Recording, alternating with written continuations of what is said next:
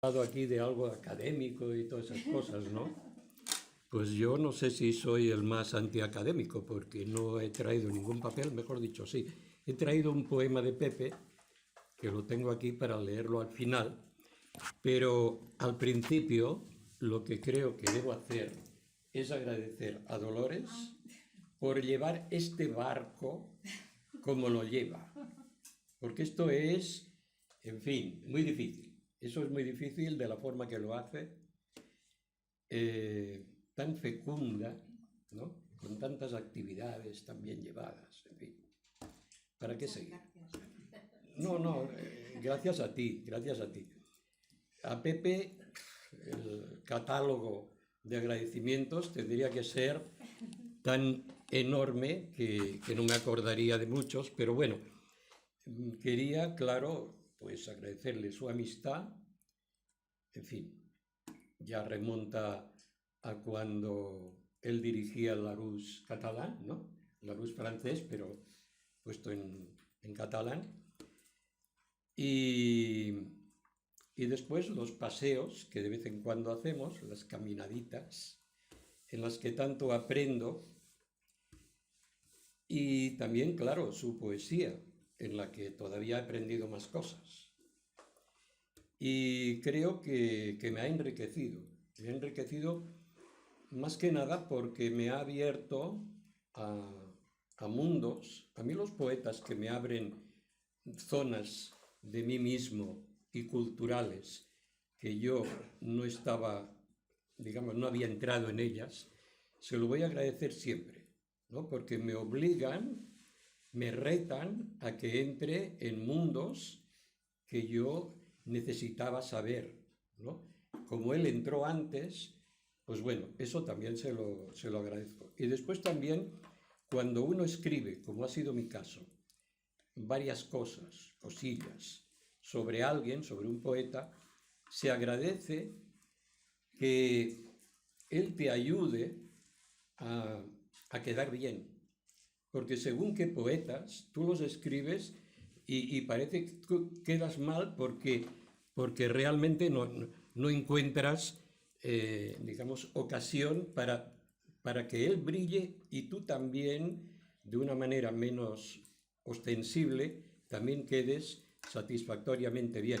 Pero él, en su poesía, da esas bases que permiten que uno, pues, escriba y luego diga, yo he escrito esto, pero ¿a quién se lo debo? Se lo debo al poeta. O sea que gracias por todo eso y por mucho más que espero todavía aprender. Bueno, pues yo voy a hablar de el lugar que yo creo que tiene Corredor Mateos en la poesía.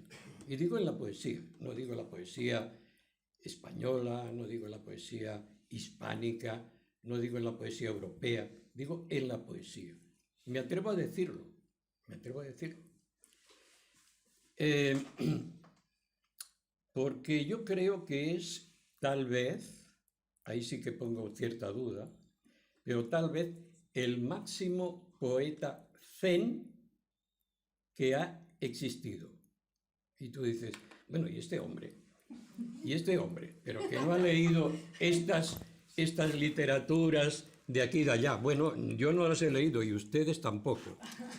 Pero yo sí, por lo menos, las literaturas que me permiten hacer esa afirmación, sí las he leído. Por lo menos esas, ¿no?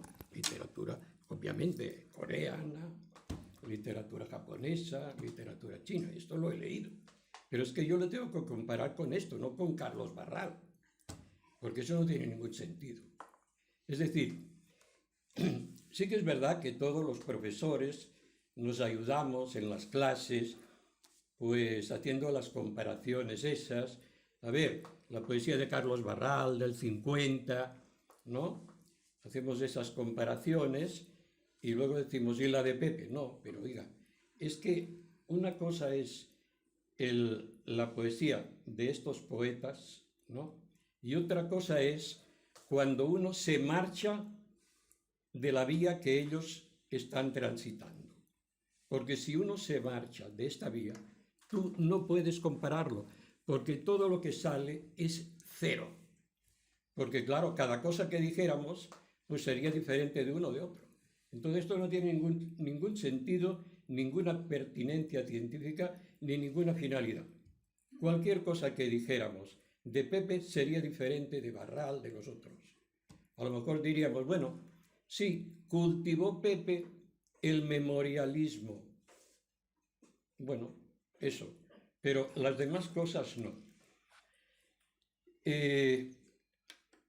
Realmente, a pesar de que antes de Carta Lipó ya Pepe daba señales de desvío, que a veces los da en los títulos que son títulos metapoéticos, porque uno dice, vamos a ver, el libro este de Ahora mismo, este es un libro metapoético, perdón, un título metapoético. Y uno dice, ¿cómo puede ser eso un título metapoético? Claro, porque resulta que la poesía de Pepe se basa esencialmente en que todo ocurre ahora mismo. Todo ocurre ahora mismo. Luego lo que pasa es que más adelante esto responde a unas lecturas que no están muy bien diseñadas todavía para explicar el por qué ocurre esto, ¿no?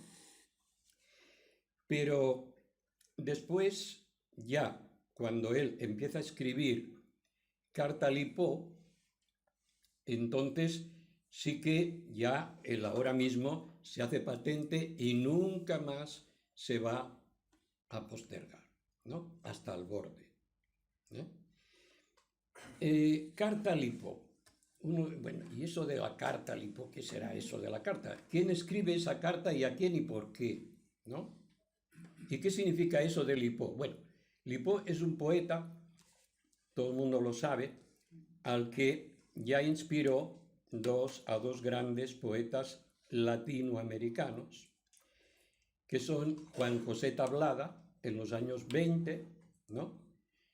Y también inspiró a José Enrique Delano, el primero mexicano, el segundo chileno, ¿no? José Enrique Delano.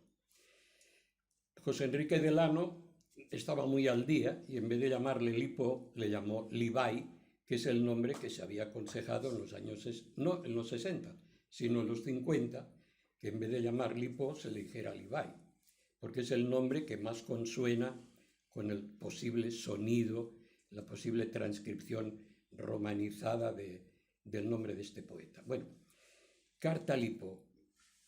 La primera cosa que yo veo en este libro es que este poeta Lipó está parodiado. Es decir, Corredor Mateos, lejos de tener nada que ver con Lipó, lo que quiere es distanciarse de Lipó. No quiere saber nada de Lipó. Esto es la deducción que yo hago. Es decir, es en un libro de cátedra, esos libros, ¿no?, que hay por ahí que son de cátedra, etc., pues ahí el benemérito editor y conspicuo editor, Ricardo Virtanen, dice que este poema está en el género del monólogo dramático. Bueno, será el monólogo dramático parodiado, porque ahí queda Lipó absolutamente ridicularizado. En mi lectura, y si traen el poema, le demostraré y veremos cómo puedo explicar esto. Ahora bien, esta ridiculización yo creo que es también metapoética. ¿Y por qué? Pues metapoética porque quiere decir, yo no quiero saber nada de Lipó, en el sentido siguiente, porque esto supondría tener que meterme en la línea de nombrar a poetas chinos como han hecho los poetas de los 70, ¿no? Los poetas chinos que mencionan a poetas chinos. Pero los mencionan, digamos, no diré adorándoles, pero sí como poetas venerandos, ¿no? Como poetas que tú tienes que tenerlos muy en cuenta, a esos poetas chinos. Pero es que él no los tiene en cuenta. Es decir, Pepe Corredor Mateos, los poetas de la dinastía Tang, los tres principales, que son casi seguidos cronológicamente, aunque claro, Li Po, o Li Bai, mejor dicho, pues era amigo personal de Du Fu, ¿no? Era amigo personal de él. No de Wang Wei, porque ese es posterior. Pero bueno, son de los primeros del siglo VIII, de la primera mitad, básicamente, ¿no? Pues estos poetas, a él, que probablemente, aparte de haberlos leído, los leyó en una antología que publicó Enrique Badosa, en la colección de Enrique Badosa en los años 80, creo que fue en el año 82, pues a él, de estos poetas, más bien le interesa el que le han ayudado a recuperar de alguna manera sus primeras inquietudes infantiles de ser poeta. Es decir, cuando José Corredor Mateos empieza de niño a escribir, lo hace de una manera sencilla, con unas características que Carmen Plaza ha dicho, a pesar de ser poemas incipientes, y sin embargo la cultura, ¿no?, le lleva a, no diré a olvidarse, pero sí a dejar un poco, digamos, en segundo término, esa instancia inicial infantil. Pero claro, los poetas chinos, esos concretos de la dinastía Tang, ve en ellos una dimensión que le obliga, digamos, a plegar velas retóricas, plegar velas literarias propiamente dichas, y hacerse en una, como ha dicho Carmen, también ha apuntado, una complicación sencilla, o una sencilla complicación, y hablar de una manera, los poemas son más, digamos, no son extensos, en fin, el molde se parece un poco a estos poetas. Pero el mundo poético de estos poetas no tiene nada que ver. No tiene nada que ver por una sencilla razón. Porque resulta que durante la dinastía Tang no solamente triunfó el budismo, que eso lo sabemos bien, sino que además triunfó, por decirlo así, en la sociedad, mejor dicho, en la sociedad, en el mundo áulico, triunfó una dimensión del budismo que ya venía de la India, que era una dimensión del budismo Mahayana. Esa dimensión se llamaba una dimensión Chen, pero que luego ha quedado como una dimensión Zen por un influjo del lenguaje japonés. Ha quedado como eso. Entonces, claro, si nosotros miramos la poesía de Wang Wei, de Li Po, o Li Bai, como hemos dicho, de Du Fu y de otros posteriores, vemos que no son poetas zen. Son poetas budistas, pero no son poetas zen. Porque invito a que leáis. El muestrario temático que ellos tienen no se parece para nada al muestrario de Pepe, que procura ser una persona que interpreta el zen de la manera más esencial posible. Es decir, no hay nombres. ¿Para qué los nombres? No hay nombres de lugar. Mira qué fácil y qué bonito sería. No hay nombres de poetas. Quedaría muy bonito. En un poema, como hacen muchos, pues hombre, Li Bai, Li Po, Du Fu, y parece que digas algo. Pero no. Es que no está ahí la cosa. Es que el zen no está en contra de las localizaciones geográficas, ni de los nombres, pero sí que es verdad que se distancia del costumbrismo, porque eso que he dicho de nombres, o el poeta que va con una túnica, o el monasterio, todo eso es puro costumbrismo. Esto, mesoneros romanos lo llamaría costumbrismo en su lenguaje, ¿no? Es decir, todo esto no existe, porque José Corredor Mateos va al fondo del Zen y expone en Carta-Lipo pues casi todas las problemáticas que él ha sacado de los grandes maestros del Zen, no de los poetas, que no son maestros. Es decir, estos poetas leen a los maestros, pero no les hacen, digamos, no les sirven para hacer poesía, porque tienen otros intereses. La luna, el río, etcétera, la montaña, la visita al monasterio, en fin, el vino, tienen otros intereses. Pero digamos que los intereses de Pepe no tienen nada que ver con estas variadísimas y pintorescas temáticas, ¿no? Entonces, consolida esa poesía zen, que no lo tienen los poetas budistas, porque no son budistas zen, sino simplemente budistas, ¿no? Y luego, bueno, pues ya en el siguiente libro profundiza y digamos, lo cronifica, digámoslo así, ¿no? Va poniendo algunas temáticas más, pero dentro del muestrario zen, de los temas que, digamos, ponen sobre el tapete los grandes maestros pensadores del zen. Luego llegamos al Jardín de Arena. Jardín de Arena es del año 94.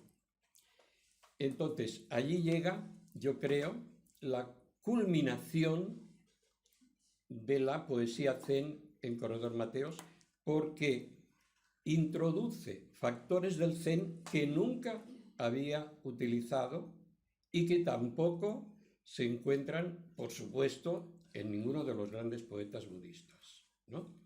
Los factores del zen, el más importante y que luego desaparece de su poesía, en parte, ¿no?, es el, digamos, desarbolar de una manera contundente, como se dice hoy, desarbolar cualquier tipo de pensamiento lógico.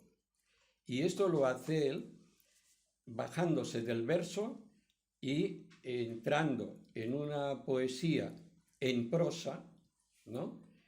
En una poesía en prosa que bueno, ha mencionado Carmen antes, ha mencionado la paradoja. Bueno, la paradoja es un género literario, pero no, en este caso ha cortocircuitado cualquier posibilidad de que tú puedas entender nada en el poema, porque ha roto todos los hilos racionales, ¿no? En este sentido se parece bastante al surrealismo.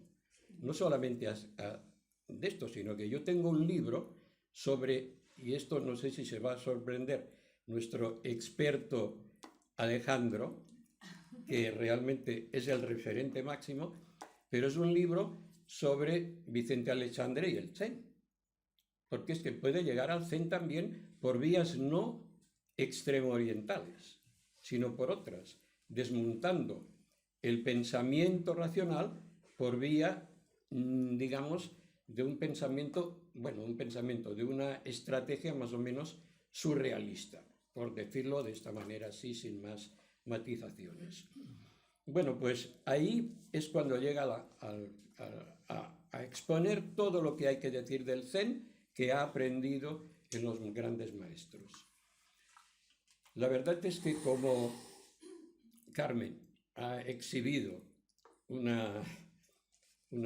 digamos, un muestrario de poemas, yo me remitiría a casi todos los que ha dicho y que atribuye a la infancia, porque fijaros, he hablado el Zen, el parecido que tiene con las instancias infantiles, mundo mágico, etcétera, etcétera, no racionalización y demás, ¿no? Entonces, esa, digamos, entrevista que tanto le ha gustado a Felipe y que evidentemente es súper memorable, esa entrevista que le hicieron Jaume Pont y Josep María Sala Valldaura, que creo que se publicó en el 2009, aunque se hizo la entrevista en el 2008, pero se publicó en el 2009, pues yo creo que en esta entrevista dice algo fundamental, Pepe, de cara a la historia de la poesía española contemporánea, o mejor dicho, de su poesía. Y dice, a partir de el don de la ignorancia, ¿no?, la dialéctica Occidente-Oriente, Oriente no en el sentido romántico, en el sentido profundo. La dialéctica va decreciendo. Es decir, a partir de, y uno dice, ¿a partir de qué quiere decir? ¿A partir de soy un pez que va por el jardín? ¿O a partir del propio el don de la ignorancia de 2004? No. Desde el don de la ignorancia de 2004 hay un progresivo, no diré distanciamiento, pero sí que ha llegado en Jardín de Arena a colocar todos los resortes del puzzle del Zen y ya no hay más. Lo único que sigue es seguir con esto, profundizando en esto, no dejarlo de lado, pero convertirlo en pozo sustantivo permanente de su poesía. Pero claro, libro a libro,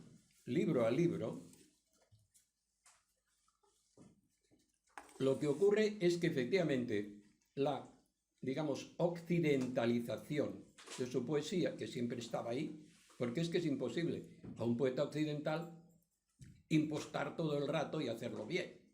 Por tanto, quiere decirse que la occidentalización es un sello de todo poeta occidental, obviamente, y por supuesto de la poesía de Corredor Mateos, ¿no? Pero, no sé cómo vamos de tiempo. Habría que... pues mira, leeré un poema para terminar y ya está. Pero que precisamente ilustra lo que estoy diciendo. Ese proceso de no dejar al lado, pero sí de un tipo de osmosis Occidente-Oriente, en que cada vez el orientalismo extremo oriental, permitidme la redundancia, pues se va decreciendo y digamos, paralelamente va aumentando el grado de occidentalización, digamos, esto en Alborde se nota. Ahí, por ejemplo, hay diversos poemas con gran protagonismo de poetas occidentales, que no estaban, ese protagonismo no lo había en libros anteriores. Es decir, que cada vez va más dándoles cabida. Pero ya digo que para terminar voy a leer el poema que es en homenaje a Luis de Góngora, digamos, más occidentalización es casi imposible, y que dice así, y ilustra esta dimensión a la que está llegando. Silencio es lo que oyes entre una palabra y otra y otra. Y cuando la canción debe de sonar. Quédate ahí, canción, y pon silencio al fugitivo canto. Esto es un trozo de Góngora. Las palabras son ruido, mi fugitivo canto que se olvida. Un fugitivo canto, perdón, que se olvida. El silencio queda en ti para siempre, vibrando. Bueno, esto es un poema que creo que Jesús Ponce Cárdenas, nuestro ilustrísimo erudito de la Complutense, incluyó en una antología en honor de Góngora y que precisamente introduce dentro del poema, Corredor Mateos, introduce un fragmento que podríamos decir, si fuéramos muy arriesgados, que es un haiku. Claro, esto no se puede decir, pero bueno, pero lo digo. No es un haiku, pero sería un haiku avant la lettre. pero que podríamos también interpretar como una especie de solearilla. Pero en cualquier caso, lo importante es haber incorporado a este cenit de la poesía europea, a su literatura, haberle visto la posibilidad de guiño con el mundo oriental y haber unido, como digo, ambos mundos en este espléndido poema de Alborde. Bueno, pues ya he acabado. Muchas gracias.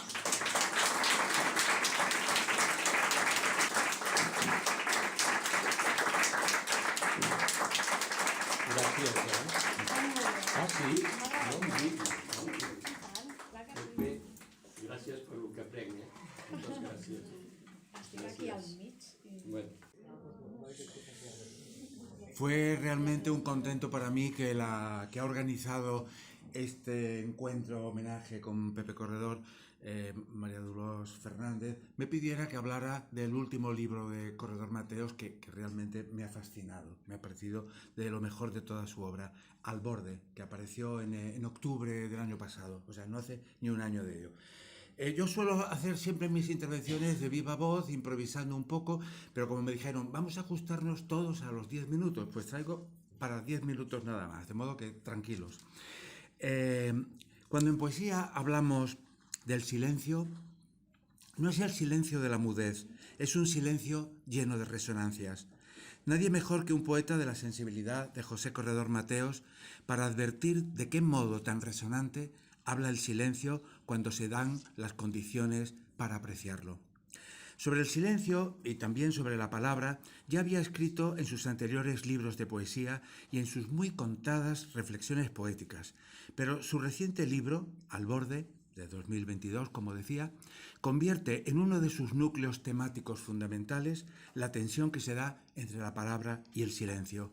Una tensión en la que a la vez decir es callar. Decir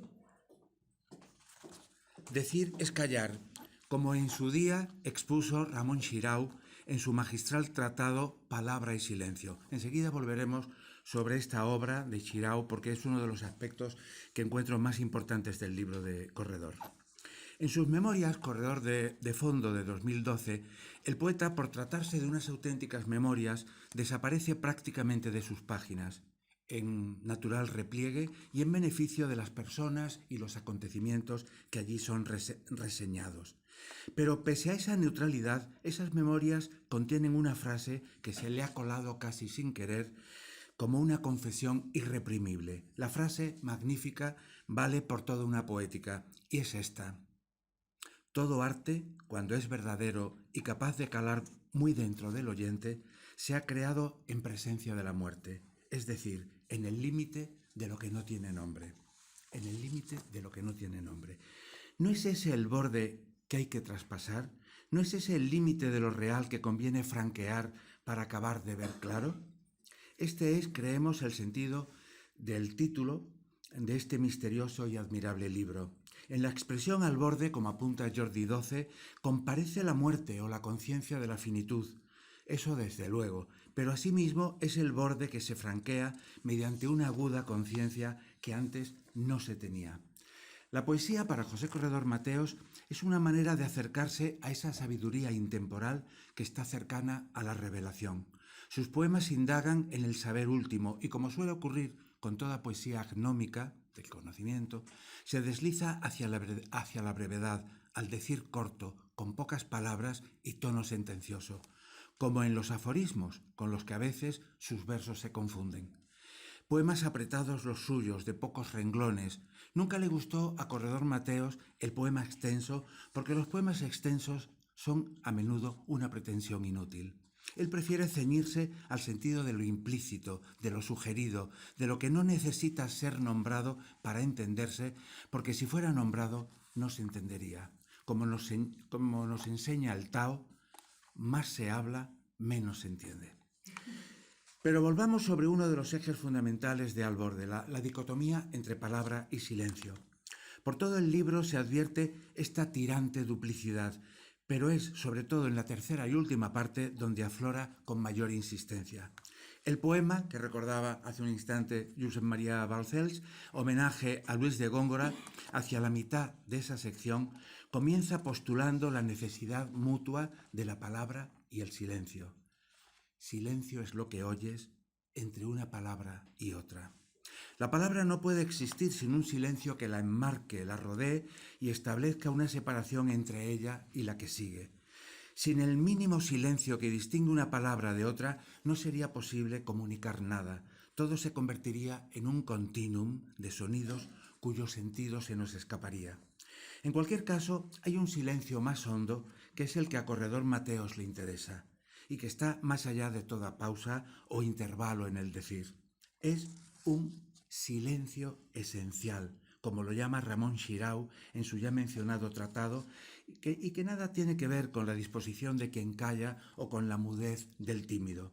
Para hallar ese silencio de verdad, debemos remontarnos hacia un escepticismo perfecto, aquel que piensa, duda y nada dice, porque todo decir corrompe la auténtica palabra. El escéptico está próximo a la actitud del místico, también se ha señalado por aquí esta condición esta tarde, y de todos aquellos como Wittgenstein que han comprendido que hay cosas indecibles y por tanto la única postura posible es mantener la meditación replegada en el silencio. A ese extraño silencio, al que la palabra silencio no consigue designar, Corredor Mateos lo equipara en otros escritos suyos con el vacío significativo, entrecomillado esto, el vacío significativo. Así lo llama. Un vacío que está en el fondo de todo y que cuando se llega a él se siente, dice, como un temblor. Tú solamente eres tú cuando tiemblas. O ese silencio esencial queda en el poeta, insiste con otro verbo metafórico, igual que un vibrar. El silencio queda en ti para siempre vibrando. Como buen escéptico, José Corredor Mateos no cree en las palabras. Son ruido, flatus vocis. Son otro engaño como la realidad misma a la que apuntan. Pero aunque el verso ponga velos, es una línea de su libro, el poeta se ve obligado a trabajar con ellas, con las palabras. Las palabras están para que te confundas, dice en un poema, y en otro, las palabras son duras como piedras. Y ya próximo al final del libro, que irónicamente no ha sido hecho de otra materia que de palabras, reconoce la inanidad de las mismas, tan pobres, tan inútiles como son las palabras. Corredor Mateos necesita de recogimiento y soledad para poder llegar a la poesía, la siempre deseada, la convocada, la esquiva. Y esa soledad no tiene que ser la del recluido, la del apartado del mundo en una celda conventual, por más que a él la traiga a pasar ocasionalmente cortas estancias en la abadía de Montserrat, sino que basta lo que llamaba el maestro Eckhart el recogimiento interior, para que todo se detenga y aspire a la unidad originaria. A este feliz aislamiento asocia él la luz tenue, la penumbra, más que el hiriente sol del mediodía. Su alma pide oscuridad. Como escribió en Jardín de Arena, según va oscureciendo, consigues ver mejor. O como dice en este nuevo libro suyo, en plena oscuridad no hay engaño. Se halla bien en las cavernas del sentido, en un recogimiento que le lleva a desembarazarse de todos los lastres que le retienen. Es una forma de ser libre, de llegada a un espacio sin ataduras, donde todo es potencialmente todo. Porque todos, dice, todos los seres ansían el sentirse uno solo contigo. Por eso el poeta se ve y se nombra a sí mismo en un poema como un perro, en otro como un pájaro y en otro aún como un ratón.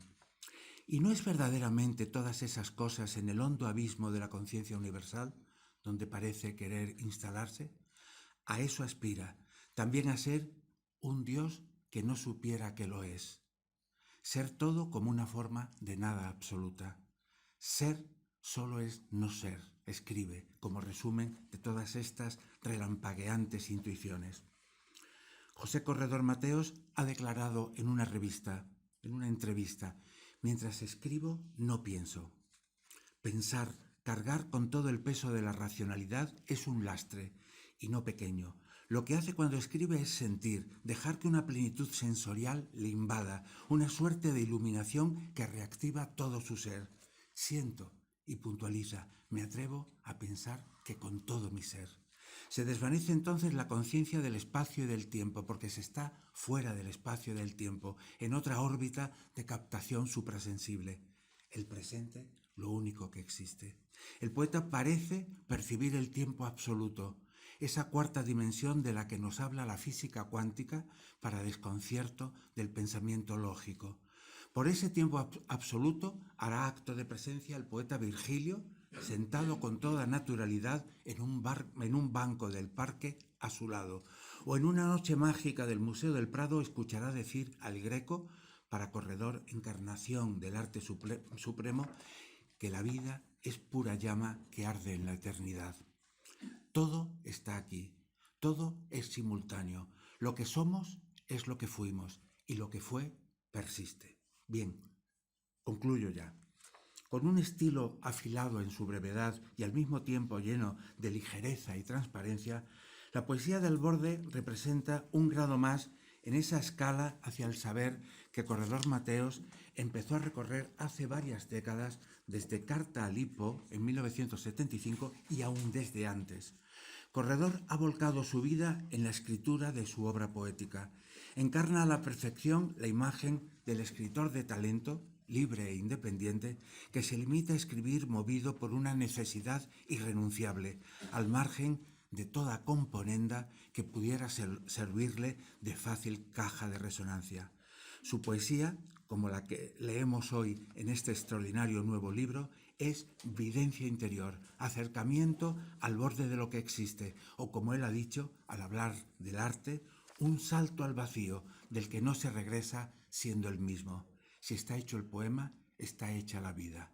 Nada más debería de preocuparnos.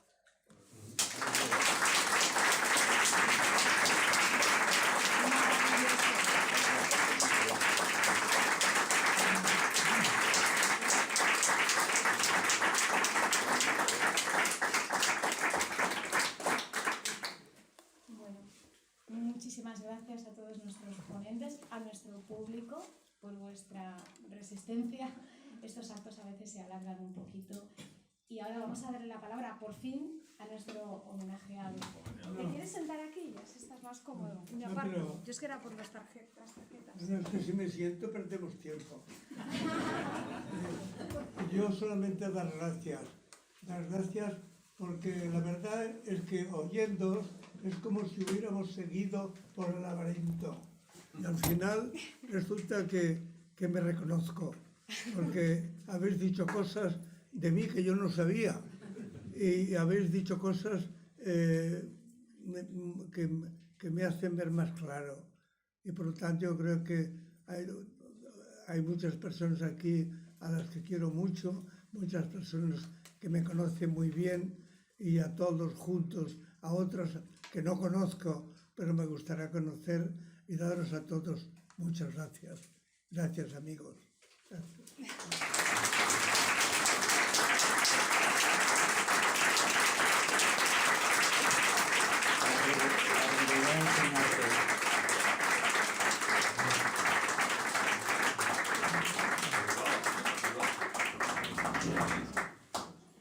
Esto es un pequeño obsequio que te hace el laberinto de Ariadna. ¡Qué barbaridad!